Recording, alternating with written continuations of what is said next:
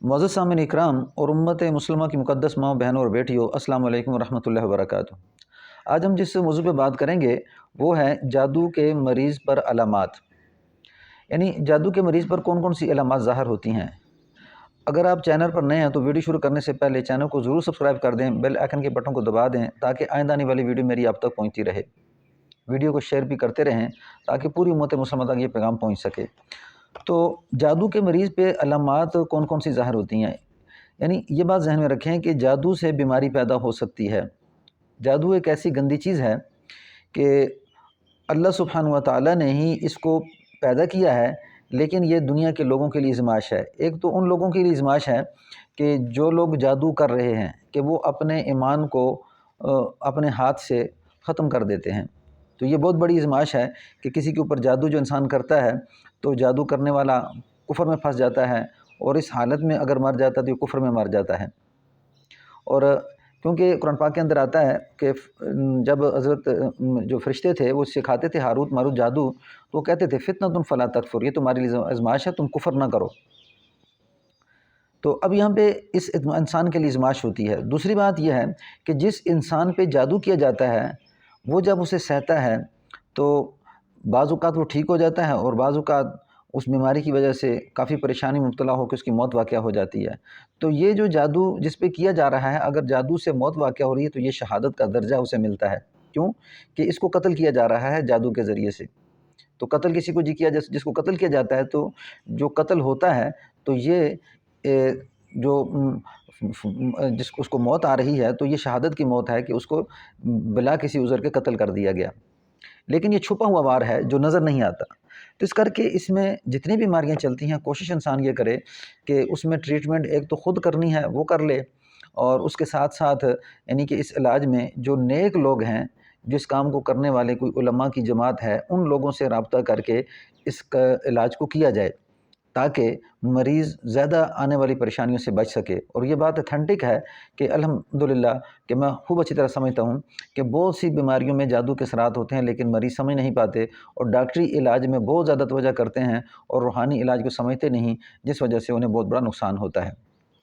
अब जादू के मरीज़ में जो अलामात आती हैं उनमें एक ये है कि जादू वाले आदमी के ख़यालात जो है ना मुंतशिर होना शुरू हो जाते हैं। मुंतशिर क्या होता है कि इंसान को अपने ऊपर काबू नहीं रहता। जो ख़यालात आते हैं, एक ख़्याल आया उसको शुरू किया तो दूसरा ख़्याल आ गया, उस ख़्याल में पड़ गया, दूसरे काम को शुरू किया तो तीसरा ख़्याल आ गया, तीसरे काम में पड़ गया। यानी हर चीज़ अपने दायरे के मुताबिक नहीं चल रही होती और उसके ख़यालात मुंतशिर होके उसको उसके काम से हटा देते हैं और वो समझ नहीं पाता। यानी ख़्यालों का मुंतशिर रहना और किसी एक काम पे जमना ना, ये जादू की अलामात में से एक अलामत होती है।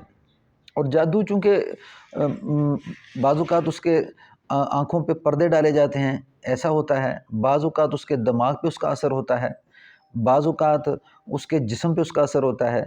जैसे अक्सर यानी पहली अलामत तो ये अक्सर ये तजर्बे में बात आती है कि जादू के मरीज़ों को अक्सर मैदे की तकलीफ़ होती है। यानी कोई चीज़ खिलाई जाती है, कोई पिलाई जाती है तो उस आदमी को यानी कि मैदे में तकलीफ़ रहती है, मैदे में जलन रहना, मैदे में तेज़ाबियत का पैदा होना। और फिर इसी तरह इसके साथ तीसरी चीज़ जो चलती है वो तेज़ाबियत का पैदा होना, यानी गैस्ट्रिक का पैदा हो जाना। ये भी अक्सर जादू के मरीज़ के साथ होता है, बहुत ज़्यादा गैस का पैदा हो जाना। तो ऐसा मरीज़ जिसके पेट में बहुत ज़्यादा गैस्ट्रिक है, क्योंकि देखें कि जो जिन्नात हैं ये आग से बनाए गए हैं, तो अक्सर जादूगर जिन्नात को इस्तेमाल करता है जादू में। बाज़ जादू ऐसा होता है कि जिन्नात से इस्तेमाल नहीं होता, लेकिन बाज़ जादू ऐसा होता है जिसको जिन्नात को इस्तेमाल करके वो जादू कर रहा होता है। तो जिन्नात चूँकि आग से बने हैं तो ये जादू के ज़रिए से इंसान के बदन में तपश पैदा होती है, जिसमें गैस्ट्रिक का हो जाना ये भी तपश की वजह से होती है। और इसी तरह जो आप मैदे में जो तकलीफ़ होती है तेज़ाबियत का पैदा होना और उससे फिर मैदे में तकलीफ़ होना, ये भी तेज़ाबियत भी साथ चलती है और मैदे का दर्द भी साथ चलता है। तो इस करके यानी कि दूसरा जो मैंने बात बताई कि मैदे में तेज़ाबियत का पैदा हो जाना और मैदे में तकलीफ़ रहना, मैदे का अपनी असली हालत से फिर जाना, यानी कि खाने पीने में उसे तकलीफ़ हो रही है, कोई भी चीज़ वो खा रहा है उसके बदन में गर्माश पैदा हो रही है, तो इस तरह की हालत यानी कि इस मरीज़ को हो जाती है जो जादू के असर का होता है। और तीसरी बात जो है ना, सर पर भारी बोझ रहना एक ये अलामत है और जिस्म का काँपना, یعنی جگہ جگہ سے اس کا جسم کانپنا شروع ہو جاتا ہے۔ یہ باتیں بڑی مشکل ہوتی ہیں کہ مریض کا ججمنٹ کرنا، کہ کس طرح مریض کو ججمنٹ کیا جائے اور یہ پتہ چلایا جائے کہ جو مریض ہے یہ کس مرض میں مبتلا ہے۔ تو یہ تجربات سے ہوتا ہے، اور الحمدللہ جو علاج کو صحیح سمجھنے والے ہیں، عوام کو یہ سمجھنا ضروری ہے کہ اس میں کون سے لوگ ٹھیک طریقے سے علاج کرنے والے ہیں اور کون سے لوگ غلط طریقے سے علاج کرنے والے ہیں۔ یہ انسان خود سوچے اور خود تشخیص کر کے، یعنی کہ علماء سے پوچھے، اور اسی طرح جو نیک لوگ ہیں جو اس قسم کے معاملات کو سمجھنے والے ہیں ان سے پوچھ کے پھر ان لوگوں کی تشخیص کی جائے کہ بھی کون سے لوگ ہیں جو اس علاج کو صحیح طریقے سے کرنے والے ہیں۔ کیونکہ زیادہ تر مشہور یہ ہے کہ یہ حساب و کتاب کرتے ہیں اور پھر جناب بتا دیتے ہیں کہ آپ پہ جادو ہے اور آپ پہ یہ فلاں فلاں ہے، لیکن یہ چیزیں بالکل جائز نہیں ہیں، اور نہ اس طرح کوئی اتھینٹک بات ہوتی ہے کہ یہ پتہ چل جاتا ہے، بلکہ جادو کی علامات ہوتی ہیں، اسی طرح جنات کی علامات ہوتی ہیں، نظر بد کی علامات ہوتی ہیں۔